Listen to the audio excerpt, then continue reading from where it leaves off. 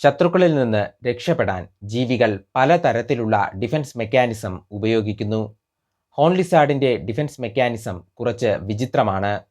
കണ്ണിൽ നിന്ന് രക്തം ചീറ്റിയാണ് അവർ ശത്രുവിനെ തുരത്തുക. ഹോൺ ലിസാർഡ് തലയിലേക്കുള്ള രക്തയോട്ടം കൂട്ടുന്നു. ഇത് തലയിലെ രക്തസമ്മർദ്ദം വർദ്ധിപ്പിക്കും.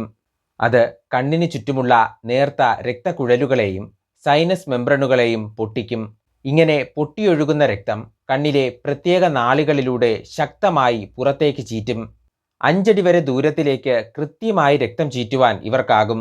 ശത്രുവിൻ്റെ വായയും കണ്ണുമാണ് ഇവർ ലക്ഷ്യം വയ്ക്കുക.